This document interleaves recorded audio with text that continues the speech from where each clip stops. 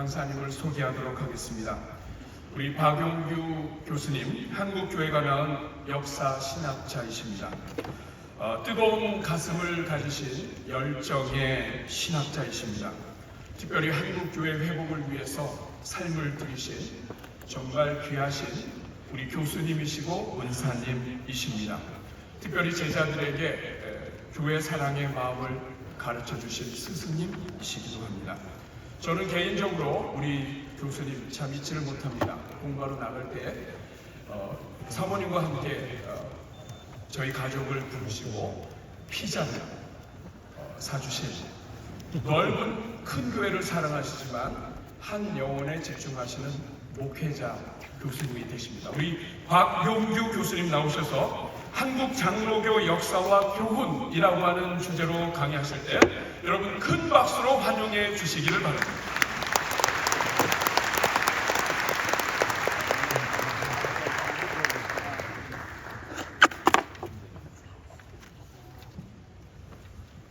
부족한 제가 이 영광스러운 자리에 강의를 하게 돼서 먼저 하나님께 감사드리고 청여장 오정우 목사님과 임원들 그리고 함께 이곳에 오신 예장 합동 우리교단의 지도자 여러분들에게 진심으로 감사드립니다.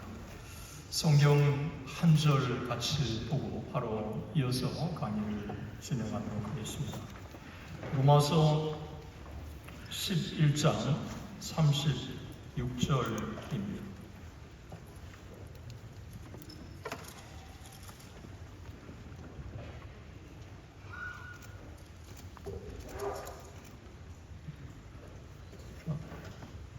이는 만물이 주에게서 나오고 주로 말미암고 주에게로 돌아갑니다.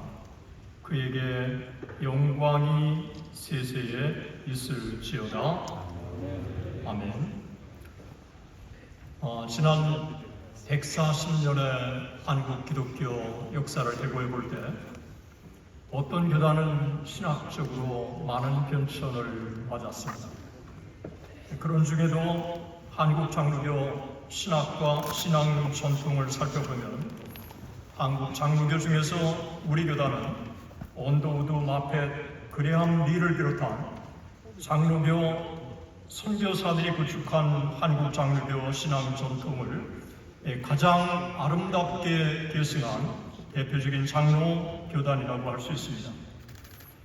우리 교단은 대한예수교 장로의 역사를 단절된 역사가 아닌 한국 장로교의 전 역사를 그대로 계승하고 공유하는 교단이라고 하는 사실을 제가 말씀드리기를 원합니다. 그것은 다음과 같은 면에서 너무도 확실합니다. 우리 교단과 신학교는 언더우드와 마펫이 심어준 장로교 신앙과 전통, 장로교 정치와 헌법을 그대로 계승하고 있고 평양 장로의 신학교 졸업 기술을 그대로 따르고 있고 총회 회기도 1912년 총회를 그대로 계승하고 있고 1918년 창간된 신학 진학을 계속 발간하고 있고 1907년 동노회에서 임시 채택하고 1908년 정식 채택한 12신조를 교단의 신앙 고백으로 그대로 계승하고 있고 웨스트민스터 신앙 고백과 대소요리문답 정치 조례를 표준 문서로 받아들이고 있고 선교사들이 한국인의 도움을 받아 출간한 개혁과 개혁 개정 성경을 그대로 사용하고 있고 그 외에도 찬송과 한국교회 본래 주기도문 사도신경을 그대로 잘 계승한 대표적인 계단이라고 할 수 있습니다. 저는 오늘 한국 장로교 140년의 역사를 5단계로 나누어서 살펴보려고 합니다. 그리고 마지막에 개혁주의란 대체 무엇인가 라고 하는 이 주제로 제 강의를 마무리하려고 합니다. 먼저 한국에 파송된 선교사들입니다. 한국에 파송된 선교사들은 과연 어떤 사람들이었을까요? 1884년부터 1908년 사이에 개신교 선교사들이 입국하면서 한국 선교는 본격적으로 시작되었습니다. 한국 장로교 선교를 주도한 국가는 미국, 캐나다, 호주, 그 중에서도 가장 활발한 한국 선교를 착수한 국가는 미국이었습니다. 1884년부터 1898년까지 14년 동안 3개국에서 한국 장로교 선교사들을 파송했고 그 중에서 가장 많은 선교사를 파송한 나라는 미국이었습니다. 당시 영국이 아닌 미국에서 한국에 선교사들이 파송되었다고 하는 것은 한국교회로서는 대단한 축복이었습니다. 당시 영국교회는 진화론을 수용하고 고등비평을 받아들이고 공산주의에 대해서도 열린 자세를 가지면서 급속하게 창조론이 무너지고 성경의 권위가 흔들리고 유물론이 공산주의 부상으로 혼란을 찾아오고 있었습니다. 반면 미국에서는 현대주의의 근본주의 논쟁이 일어나 찰스 하치를 비롯한 미국의 부학파 신학자들이 고등비평을 반대하고 진화론을 반대하고 민주주의가 꼽히고 공산주의가 맥을 묻히는 그런 정치 사회적 분위기가 미국의 지배적이었습니다. 그래서 미국은 성경의 모성을 변호하고 공산주의를 반대하고 진화론을 반대하는 복음주의 기독교가 중심축을 형성하고 있었던 것입니다. 그래서 한국에 파송된 선교사들은 세 가지 점에서 분명히 당시 영국이나 유럽과 분명히 달랐다고 하는 것입니다. 첫 번째, 한국에 파송된 선교사들은 보수적인 복음주의 신앙을 가진 청교도 후예들이었습니다. 둘째, 한국에 파송된 선교사들은 한 명 한 명이 브라이트한 사람들이었습니다. 감리교 선교사들도 대단했지만 장로교 선교사들 한 사람 한 사람도 너무 탁월한 사람들이었습니다. 세 번째, 한국에 파송된 초기 선교사들은 보수적인 복음주의 선교사들이고 탁월한 선교사들일 뿐만 아니라 그들 모두가 부흥을 경험한 선교사들이었다고 하는 것입니다. 한국에 파송된 선교사들이 이런 선교사들이 한국의 선교 정책을 쓴 것도 너무 탁월한 선교 정책을 한국에 구현한 것입니다. 그것은 한마디로 직접 선교와 간접 선교의 균형을 이룬 거였습니다. 이들 초기 선교사들이 실천했던 전략은 크게 세 가지로 대별해 볼 수가 있습니다. 첫 번째가 병원과 학교를 설립한 것입니다. 한국에 파송된 선교사들이 제일 먼저 착수한 것은 병원 설립이었습니다. 두 번째, 복음 전도에 생명을 걸었습니다. 세 번째, 1890년 네비우스 선교 정책을 쓰면서 사경회를 개교회 안에 그리고 지역별로 그리고 도별로 전국적인 단위에서 사경회를 실시한 것입니다. 우리는 이 시대에 한국에 파송된 이런 선교사들이 1901년 평양신학교를 설립하고 어떤 신학 전통을 한국에 심어줬는가를 우리는 주목해 볼 필요가 있습니다. 한국에 파송된 장로교 선교사들은 4개의 장로교 선교회가 한국 선교를 착수했습니다. 북장로교 선교회, 남장로교 선교회, 호주 장로교 선회, 캐나다 장로회 선교회였습니다. 이들 4개의 장로교 선교회는 나라가 달랐지만 각기 하나의 장로교를 따로 세우는 게 아니라 연합해서 장로교 공예를 만들었고 그리고 하나의 장로교 설립과 하나의 목회자 양성을 위한 신학교를 설립했다고 하는 것입니다. 제가 볼 때 자랑스러운 한국의 역사고 그리고 당시의 배경 속에서 볼 때는 하나님의 특별한 기적이라고 저는 생각을 합니다. 그래서 한국에 파송된 선교사들은 교단이 다르고 그리고 지역이 달랐지만 하나의 신학교, 하나의 민족교회를 이 땅에 장로교회를 설립했다고 하는 것입니다. 이렇게 세운 한국의 최초의 평양 장로회 신학교, 이 평양 장로회 신학교가 어떤 신학교였는가를 많은 초기의 선교사들이 증언하고 있습니다. 그 중에 솔터 소열도 선교사는 이렇게 증언합니다. 평양에 세워진 평양 장로회 신학교는 성경은 우리 없고 연관된 하나님의 말씀으로 항상 존중되고 인식되었으며 그리고 그 가르침은 미국에서 프린스턴 역사적 입장과 유사하게 강력한 복음주의와 보수주의 톤으로 특징되었다고 그렇게 증언하고 있습니다. 1931년 평양신학교 요람에 보면 평양신학교 교육 목적에 5가지가 나오는데 그 중에 3번째가 사회적 책임을 충실하게 구현하는 목회자 양성, 4번째가 복음주의 이상을 구현하는 목회자 양성이었습니다. 그러면서도 평양 장로회 신학교는 웨스민스터 신앙 고백을 표준 문서로 받아들여서 웨스민스터 표준 신앙 고백과 대서 유리문답과 정치 권징조례와 예배 복음을 채택해서 한국 장로교가 한국의 유수한 교회로 뿌리를 내릴 수 있도록 그렇게 밑바탕을 놓았다고 하는 것입니다.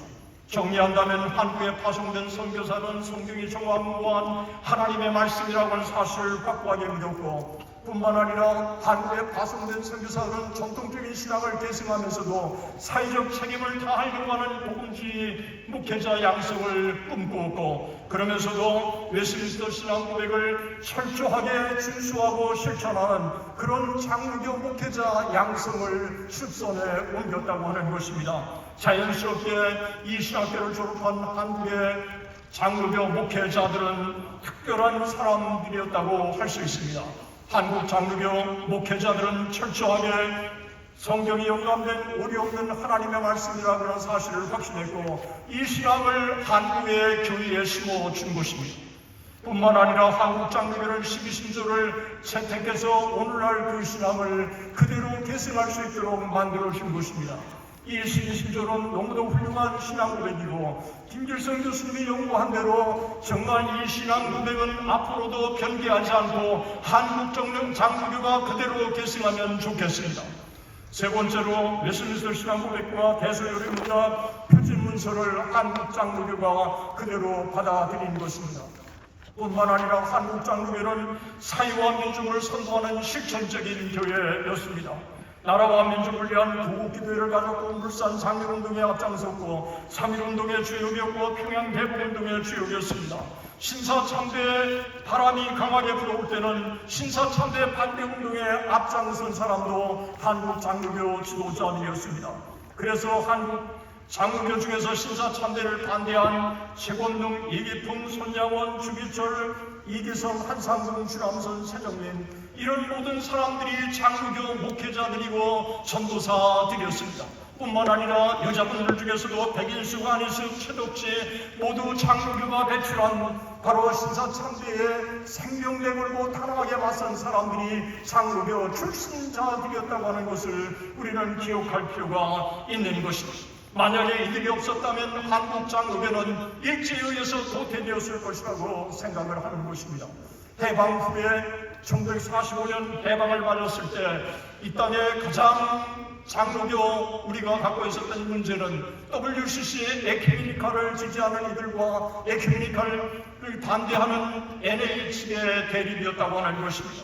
1945년 해방을 맞았을 때 한국교회는 신사참배에 앞장선 이들이 격본을 장악했습니다. 신사참배 청산이 전혀 이루어지지 않는 이와 같은 상황이 계속된 것입니다. 신사참배를 반대하던 이들은 투옥 중에 옥사하거나 죽음 직전에 피폐한 상황에서 1945년 8월 17일 추록해서 주기철 목사님 사택에서 모임을 가진 것입니다. 때문에 의식 있는 신학생들과 목회자들이 교단의 지도자들이 하고 있는 최대의 과제는 2가지였습니다. 하나는 평양 장로회 신학교를 복구하는 것이고 또 하나는 한국 장로회 전통을 그대로 계승하고 회복하는 것이었다고 하는 것입니다. 이 일에 앞장선 인물이 박형영 박사님, 명신홍 박사님, 박윤선 목사님 51인들이라고 할 수 있습니다. 한국교 위기 속에서 51인이 중심이 되어서 송상동 목사님을 만주에 보내 당시 만주 공천신학교 교장이었던 박형영 박사님을 모시고 한국에 돌아와서 보수주의 우리의 정통신학을 회복할 수 있는 기회를 가졌다고 하는 것은 하나님의 특별한 은혜라고 할 수 있는 것입니다. 박형용 박사님의 신학의 근간은 성경의 완전 유기적 축자 영감에 기초한 성경의 무호성 사상이었습니다. 그는 평양 숭시를 졸업하고 금능대학에 유학하고 구프린스턴 신학에서 네이첼 밑에서 1923년에서 1926년까지 3년 동안 남들이 공부해야 5년 동안 공부할 거를 3년 동안에 MBA 과정과 THM 과정을 마쳤습니다. 정말 탁월한 사람이고 뛰어난 사람이었습니다. 소열도 선교사님이 네이첼을 만났을 때 네이첼이 그에게 이런 이야기를 했다고 합니다. 나중에 그래서 네이첼에게 드린 말인데, 박형룡은 그때까지 그 안에서 공부한 동양 학생 중에서 가장 명석한 학생이었으며 네이첼 자신이 그의 학업자질에 매우 기쁘게 생각했다라고 그렇게 증언하고 있습니다. 박형룡 박사님은 네이첼을 자신의 롤모델로 생각한 것입니다. 박형룡 박사님은 언제나 자신의 신학을 정통주의자라고 인식했습니다. 박형룡 박사님은 성경의 권위를 존중하고 처녀 탄생, 배속의 죽음, 육체적 부활, 기적의 역사성, 이 모든 것들의 전통적인 기독교 신학을 변호하고 그리고 믿는 사람들이라고 한다면 한국교회 안에 보수적인 연합 운동을 통해서 함께 실천해 나가야 한다고 생각한 것입니다. 그래서 1935년에 근대신학 난제 성평에서 그가 밝힌 것은 정통신학을 맨 앞에 근대신학 난제 성평에 둔 것입니다. 1933년 남신미여 신학교에서 정식으로 박사 학위를 받았는데 당시 철학 박사를 정식으로 받은 사람은 손도 없는 몇 사람 안에 들어간 것입니다. 정통신학을 갖고 있고 그리고 뛰어난 인정을 받았고 그러면서도 정식으로 학위를 받은 박형룡 박사님이 한국의 선교사들의 사상을 계승해서 성경의 철저한 문구를 변호하고 그러면서도 처녀 탄생, 대속의 죽음, 육체적 부활, 기적의 역사성, 프린스턴이 자랑하는 이와 같은 신학을 한국교회에 심어주는데 박형룡 박사님은 너무도 귀한 일을 감당한 것입니다.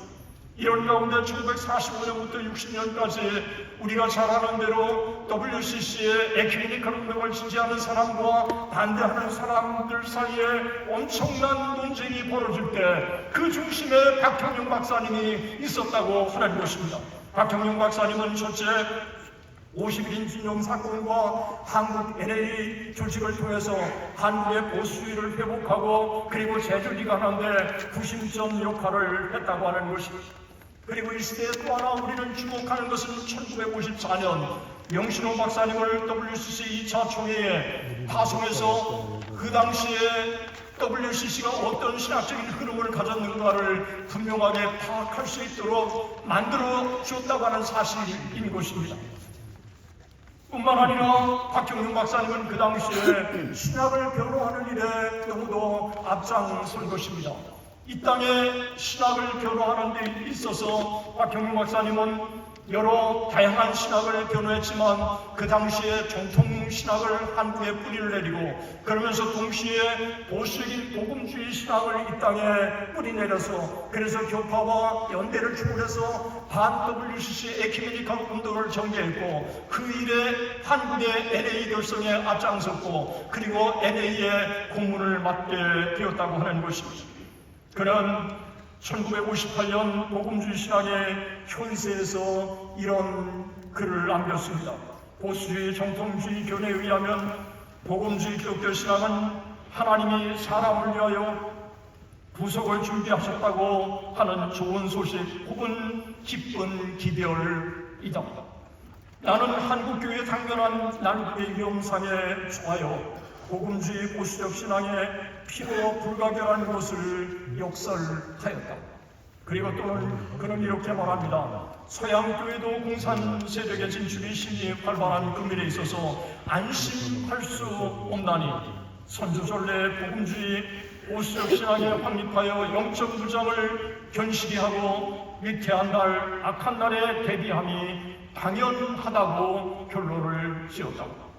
특별히 눈에 띄는 것은 1950년대에 선조전례의 복음주의 보수적 신앙이라고 하는 말입니다. 이 말은 한국에 파송된 선교사들이 전해주고 한국교회를 통해서 전해 내려온 신앙의 보수적인 복음주의 신앙이라고 하는 것을 의미하는 것입니다.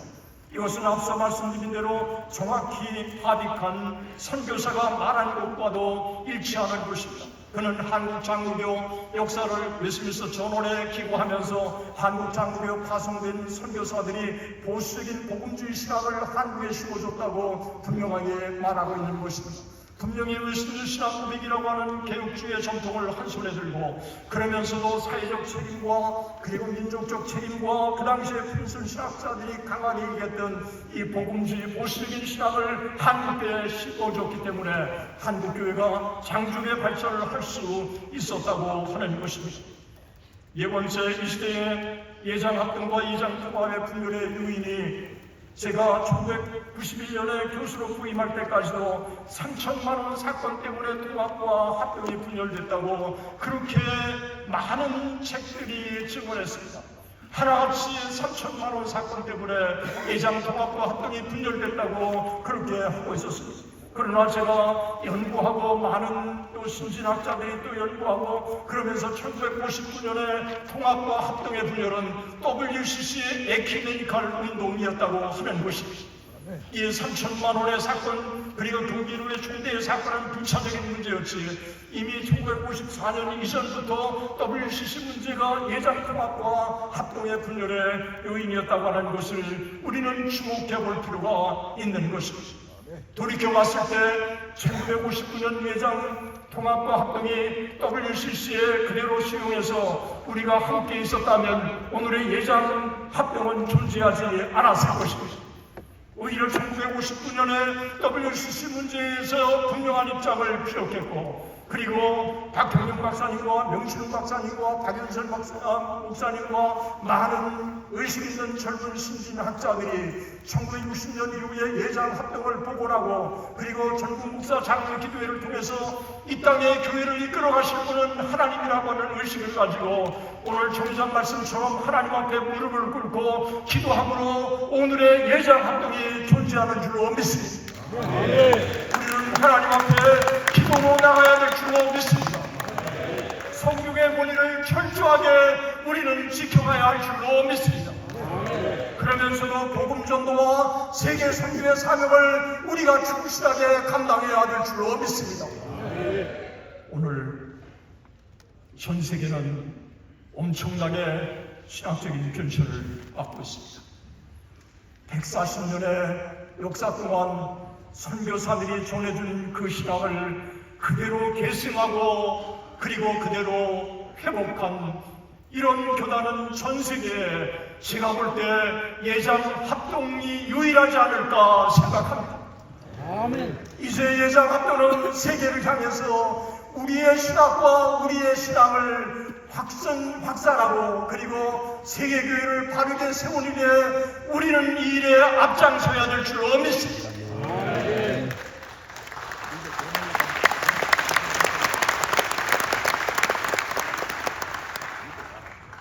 1960년 이후 예장 합동은 세 가지 중요한 과제를 안고 있었습니다. 첫째, 한국 국내 역사적 장로교단을 계승한 교단 회복, 그리고 선교회의 도움 없이 평양 장로의 신학교를 회복하는 일이었습니다. 세 번째가 통일을 대비하고 민족 복음화와 세계 선교의 사명을 감당하는 일이었습니다. 특히 신학교 복구는 쉽지 않는 일이었습니다. 그런데 전국교회가 힘을 모으고 그리고 하나님 앞에 은혜를 달라고 기도하고 그리고 백남조 장로님을 비롯한 많은 분들이 희생과 헌신을 하고 그래서 서당동에 종신대학교를 캠퍼스를 마련하고 그리고 양지에 종신대학교 신학대학원의 캠퍼스를 마련하고 그리고 한국의 지도자뿐만 아니라 전 세계 선교사를 파송하는 그런 양성기관으로 하나님이 1960년 이후에 축복해 주셨다고 하는 것은 정말 하나님의 은혜인 줄로 믿습니다. 오늘 후회복 찬양대의 찬양처럼 정말 돌이켜봤을 때 지난 60년의 역사는 하나님의 전적인 은혜였습니다. 한국교회가 위기를 만날 때 우리 교단이 위기를 만날 때 하나님은 적절한 사람들을 세우신 것입니다. 신학적인 위기를 만났을 때 박형준 박사님을 세우신 것입니다. 그래서 정통 신학을 회복할 수 있도록 인도하신 것입니다. 신봉균 목사님은 그런 얘기를 합니다. 만약에 박형준 박사님이 없었다면 한국의 보수주의는 자유주의자들에 의해서 도태되었을 것이다. 선교에 도움 전혀 없는 가운데 예장 활동이 신학교를 복원할 수 있었던 그 이면에 명신홍 박사님이 있었습니다. 직장암 수술을 하고 정말 피가 흐르는데도 불구하고 미국에 건너가 CRC를 움직이고 칼빈 신학교를 움직이고 그리고 참 많은 도움을 호소해서 그의 헌신을 통해서 사당동의 구 총신 구관이 지어질 수 있었고 그리고 참으로 뛰어난 많은 사람들이 총신에 지원함으로 총신이 다시 신학교가 회복될 수 있었다는 것은 하나님의 놀라운 은혜가 아닐 수가 없는 것입니다. 1965년 총신대학교 교장직에 오른 명신홍은 이듬해 1966년 신학진암 본도원에 총신이 지향해 나가야 할 이상적인 신학 4가지를 밝혔습니다. 우리가 희망하고 힘써 연구해야 할 이상적인 신학은 어떤 신학인가? 첫째, 계시의 신학, 두 번째가 신본주의 신학, 세 번째가 복음주의 신학, 네 번째가 개혁주의 신학. 저는 총신의 역사를 정리하면서 명신홍 목사님이 얼마나 소중한 역할을 했는가를 제가 깊이 살펴보면서 명신홍 목사님이 1954년부터 1970년까지 거의 15년 동안 총신을 복원하고 예장 활동을 복원하는 데 있어서 너무도 중요한 다음과 같은 역할을 한 것입니다. 첫째, 1954년 미국 에반스턴에서 열린 WCC 2차 총회에 한국 대표로 참석해서 정확히 신학적인 흐름을 파악해서 한국교회에 알려주었고 WCC에 대한 바른 판단을 할 수 있도록 안내 역할을 하고 그래서 우리 교단이 이를 반대하는 일에 앞장서도록 주도적인 역할을 한 것입니다. 두 번째, 북장로의 선교회, 남장로의 선교회, 호주장로의 선교가 다 통합적의 손을 들어줬을 때 그는 미국에 건너가 모금을 해서 총신대학교 구관을 건립하고 그래서 총신이 재건될 수 있도록 중요한 역할을 한 것입니다.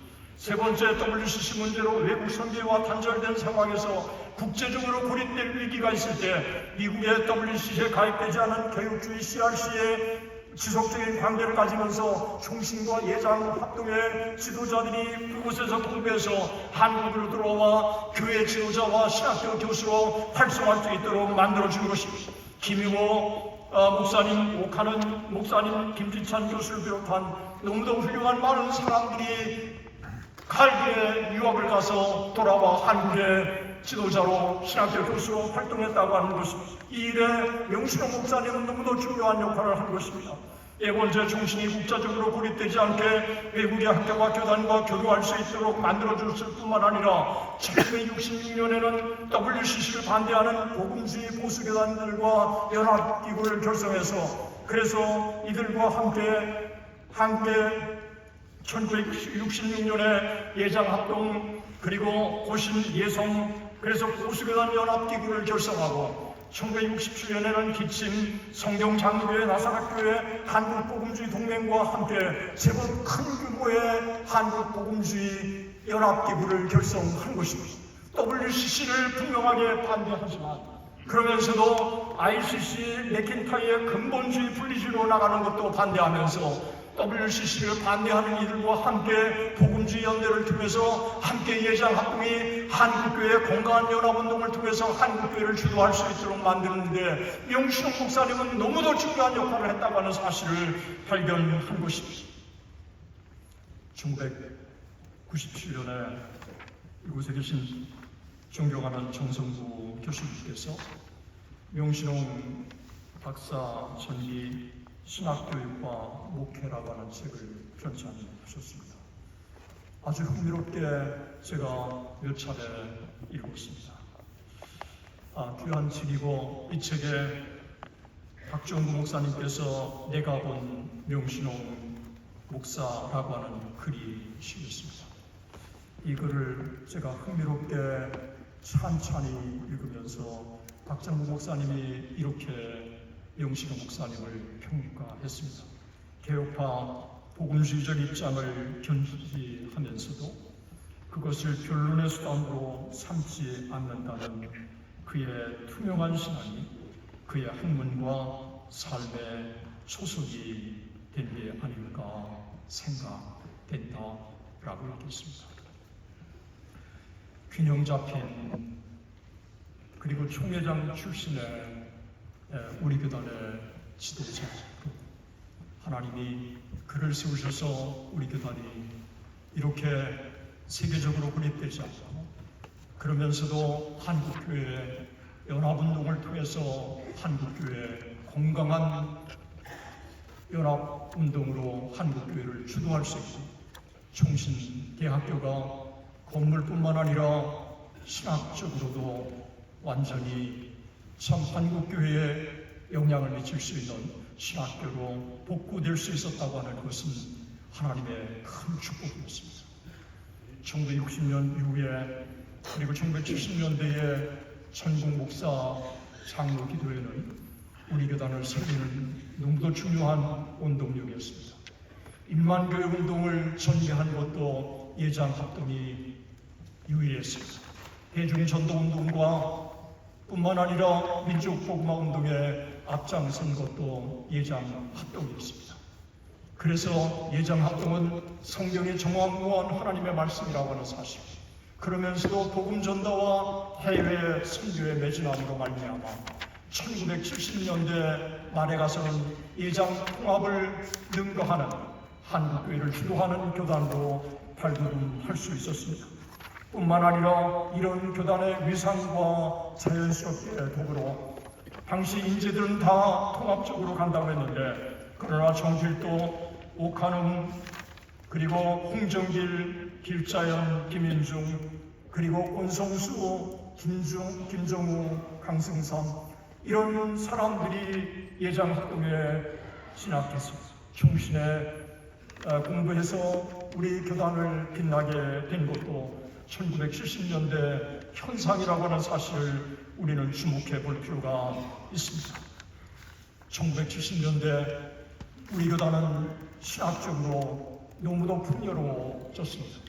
구 프린스턴의 신학을 충실히 계승하면서 선교사들이 심어줬던 오수적인 복음주의 신학을 계승하면서도 박연선 목사님, 정성구 박사님을 비롯한 화란의 개혁주의를 우리가 풍요롭게 받아들임으로 말미암아 우리 예장합동이 풍요로운 개혁주의 보루로서, 개혁주의 신학교로서 자리를 잡을 수 있었다고 하는 것은 하나님의 큰 축복이 아닐 수 없습니다. 제가 판단할 때 우리 예장합동만큼이나 개혁주의가 풍요롭게 살아있는 세계의 장로교단은 없는 것 같습니다. 구 프린스턴의 신학이 그대로 살아있고 화란의 개혁주의가 아름답게 굽히고 있고, 그러면서도 성경의 권위를 비롯한 사회적 책임을 중시한 선교사들이 심어준 보수적인 복음주의 신앙이 그대로 조화를 이루는 교단은 우리 교단밖에 없는 줄로 믿습니다. 아멘. 하나님의 큰 축복인 줄로 믿습니다. 아멘. 한국에 이와 같은 아름다운 개혁주의 유산을 계승한 우리 예장합동, 이제 하나님께서 우리에게 주시는 많은 사명들이 있습니다. 1995년에 제가 91년에 교수로 부임했을 때 총신 안에는 민중신학을 가르치는 분위기도 지배적이었습니다. 저를 비롯한 권성수, 김길성, 황성철 이런 교수님들이 함께 무릎을 꿇고 총신의 신학을 염려했던 것이 1990년대였습니다. 1995년에 총신대학교 신앙 고백을 그런 가운데 만들게 된 것입니다. 뿐만 아니라 1996년에 유광수 다락방에 왔을 때 서철원 교수님, 김길식 교수님, 저를 비롯한 이 세 사람이 연구보고서를 정직하게 써서 총회에 올렸고, 총회는 결단을 해서 유광수를 이단이라고 결정해서 한국교회 안에 유광수 문제를 널리 확산시키는데 우리 예장합동이 앞장선 것입니다. 뿐만 아니라 2005년 평강제일교회 박윤식 집단이 우리 교단에 들어오려고 했을 때 총신대학교 19명의 교수들과 신학대학 교수들이 똘똘 뭉쳐서 연구보고서를 내고, 그리고 이단이 웬말이냐라고 하면서 교수들뿐만 아니라 학생들이 비 오는 날 600명이 대전중앙교회 가서 눈물을 먹으며 정말 형제들에게 호소했던 것을 기억하고 있습니다. 우리 교단 어려운 가운데서도 하나님께서 지켜주심으로 말미암아 파란의 개혁주의 유산, 그리고 프린스톤의 장로교의 아름다운 구학과 전통, 그리고 선교사들이 심어준 보수적인 복음주의 신앙, 그러면서도 이단에 대해서 탄호한 우리 교단이 형성될 수 있었던 것은 하나님의 축복인 줄 믿습니다. 2002년 총신대학교 100주년을 맞았을 때, 이때 총신대학교 전체 교수회는 오랫동안 논의하면서 두 가지를 결정했습니다. 총신대학교 100년사를 집필하기로 한 것과, 그리고 또 하나는 총신대학교 100년의 역사를 한번 회고하는 학술 대회를 갖기로 한 것입니다. 그래서 이 100년사 출간을 홍치모 교수님, 김길수 교수님, 유승기 교수님, 저 넷이 총신대학교 100년사를 정말 심의를 기울여서 출간을 했고, 그리고 총신대학교 100년의 역사를 정리하면서 평양신학교에서부터 우리에게 내려오는 신학의 전통이 무엇인가를 정리했습니다. 그것은 개혁주의적이고 동시에 보수적인 복음주의 신학을 계승했다는 것입니다. 그래서 개혁파 복음주의라고 하는 이와 같은 것들을 분명하게 100년사에 필요한 것입니다. 그리고 총신대학교 교수회는 깊은 논의를 거쳐서 총신의 세계의 아름다운 신학의 전통이 있다고 하는 것을 우리가 논하고, 그래서 첫 번째가 그 프린스톤의 장로교 전통, 그리고 보수적인 복음주의의 전통, 그리고 화란 개혁주의 전통, 그래서 세 차례의 대대적인 학술 세미나를 가졌습니다. 그 학술 세미나는 구 프린스톤 신학과 총신 신학, 그리고 복음주의 신학과 총신 신학, 세 번째가 개혁 신학과 총신 신학. 그래서 총신 안에는 구 프린스톤의 전통과 그리고 복음주의 전통과 화란 개혁주의 전통이 어우러진 풍요로운 한국 장로교 신학을 형성한 것입니다.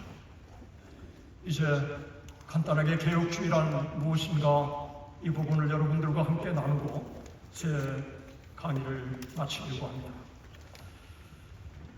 개혁주의가 무엇인지에 대해서 정말 많은 이야기를 하고, 그리고 일상이 되었고, 그리고 우리는 개혁주의를 지향하는 교단이라고 그렇게 얘기하고 있습니다.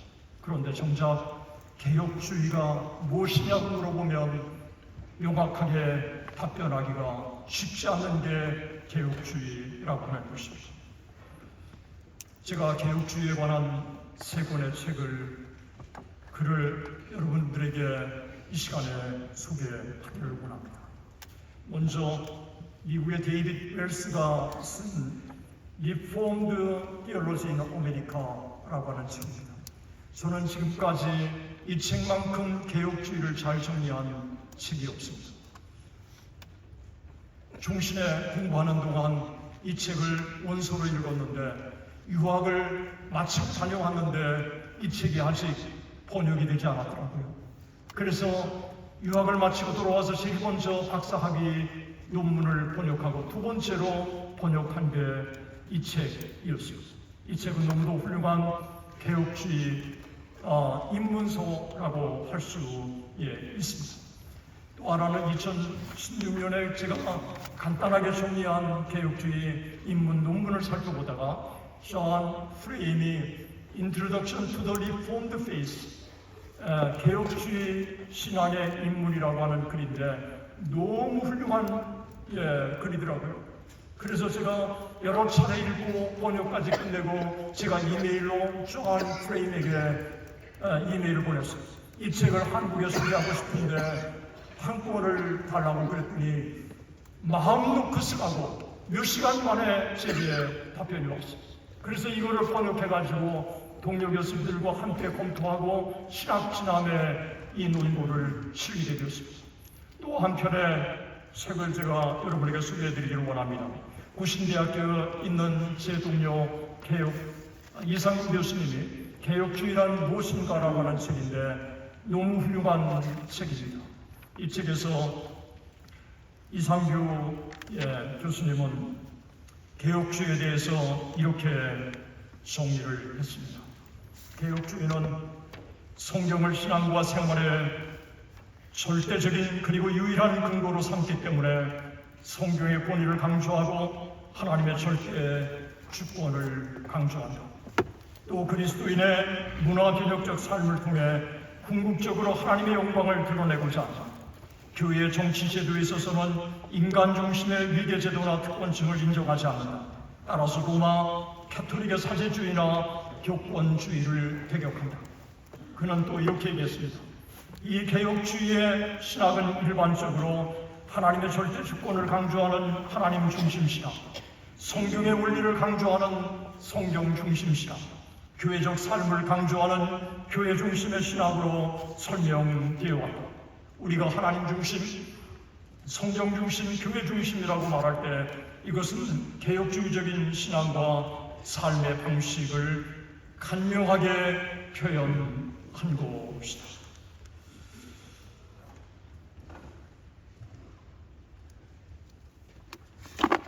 그분이 또 한 가지를 이야기를 했습니다. 개혁주의는 현재의 삶과 무관한 공허한 이념이나 환경이 아니라 실질적인 삶의 신앙이다. 왜냐하면 그리스도인의 삶이란 하나님의 주권 하에서 사는 삶이기 때문입니다. 그리스도인은 이 땅의 삶 속에서도 하나님의 주권이 행사되어야 한다. 그래서 그리스도인은 이 세상 속에서 살면서도 이 세상을 변화시키는 문화적 소명을 지니고 있음을 고백한다라고 얘기했습니다.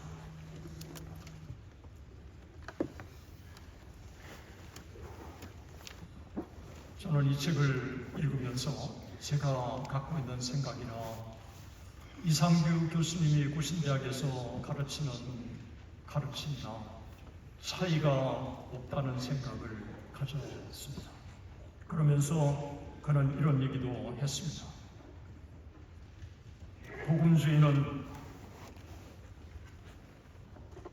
헬라어 복음에서 어원된 말인데 이미 16세기 개혁자들에 의해서 주창되고 18세기 영국과 미국에서 일어난 부운동 혹은 대각성운동이라고 하는 역사적 배경에서 구체적으로 형성되었다. 개혁주의 또한 자유주의 신학과는 달리 역사적 기독교 신학을 중시한다는 점에서 복음주의적이라고 할 수 있다. 또 개혁주의는 복음주의와 마찬가지로 분리주의적 혹은 반문화적 입장을 취하지 않고 복음 전도와 함께 신자의 사회적 책임과 봉사를 강조하는데 이 점은 근본주의와 다르다라고 얘기했습니다. 그러면서도 개혁주의는 분리주의가 아니라 교회 연합에 앞장서는 것이라고 그렇게 이야기를 했습니다. 제가 오늘 이제 정리하려고 합니다. 저는 예장합동에 30년 동안 교수 사역을 감당했고 여전히 예정합동의 목사라고 하는 곳에 하나님 앞에 자긍심을 갖고 있습니다. 그리고 140년의 역사 속에서 우리의 충신과 예장합동만큼 풍요로운 개혁주의 유산을 계승한 교단과 신학교는 없다고 생각합니다. 구 프린스톤의 아름다운 장로교 전통 그리고 선교사들이 당시의 복음주의 부운동과 선교운동에 영향을 받아 보수적인 복음주의 아름다운 유산 그리고 화려한 개혁주의 이셋이 아름답게 오늘날 꽃피우는 이와 같은 교단은 전 세계에 한국밖에 없습니다. 그런데 결론을 제가 맺으면서 오늘 깊이 생각하면서 다시 140년의 역사를 회고해 볼 때 구 프린스턴은 신종 동주의를 넘어서 자유주의가 됐습니다. 파란의 개혁주의 교회들은 지금 신종 동주의를 넘어서 자유주의가 됐습니다. 미국의 복음주의 신학교들이 문을 닫고 있습니다. 우리는 이 아름다운 신앙의 전통, 우리가 갖고 있는 것으로 자랑하고 자긍심을 가질 게 아니라 우리는 이 신앙을 전파해서 미국 교회를 다시 살려야 될 줄 믿습니다. 그리고 파란으로 우리가 정말 바른 신앙을 전해서 파란 개혁주의를 살려야 될 줄 믿습니다. 그리고 복음주의 전통을 전 세계에 회복해서 세계 선교와 아시아의 선교를 우리 교회이 앞장서야 될 줄 믿습니다. 이런 인간의 힘으로 할 수 없습니다. 힘으로도 안 되고 능으로도 안 되고 여호와의 힘으로 되는 줄 믿습니다. 우리 하나님의 은혜를 구해야 될 줄 믿습니다. 하나님의 도우심을 구해야 될 줄 믿습니다. 부족하지만 우리가 하나님 앞에 기도했을 때 하나님의 은혜를 긍휼히 여겨 주신다. 하나님께서 우리 교단을 다시 살려주시고 한국교회를 다시 살려주시고 그리고 세계교회를 다시 살려주실 줄 믿습니다. 아버지여 은혜를 주시옵소서. 우리 이번 목사자기 기도를 함께 기도로 나가십시오. 우리 기도하시겠습니다. 사랑의 하나님 아버지, 지난 140년의 역사를 돌이켜볼 때 정말 아름다운 이 보수신앙, 이 복음주의 신앙, 개혁주의 신앙, 웨스트민스터 신앙 고백에 철저하게 기초한 구 프린스턴 신학이 우리의 한국 장로교의 신학을 형성하게 해주시고 그들의 삶으로 한국교회의 모델이 되게 하시고 그 신학을 박형영, 박윤선, 아버지 하나님이여 참으로 주기철, 손양원 이 많은 사람들이 계승해서 풍요로운 한국 장로교 유산이 되게 해주신 것을 감사합니다. 하나님 아버지 이 아름다운 신학을 물려받은 예장합동이 이제 한국교회를 넘어서 세계를 향해서 개혁주의 전통을 널리 확산한 그런 교회가 되게 해 주시옵소서. 세계 선교의 사명을 감당하는 우리 교단이 되게 하여 주시옵소서. 이런 힘으로도 안 되고 능으로도 안 되는 줄 믿사오니 아버지 우리를 긍휼히 여겨 주시옵소서. 아버지 저희를 교만하지 않게 하시고 자만하지 않게 하시고 하나님 너무도 많은 기회를 주셨는데 그 기회를 아버지 선용하지 못한 것을 용서해 주시옵소서. 다시 한번 저희 교단이 그리고 정신이 살아나는 역사가 있게 해 주시옵소서. 믿사옵고 살아계신 우리 주 예수 그리스도의 이름으로 기도드립니다.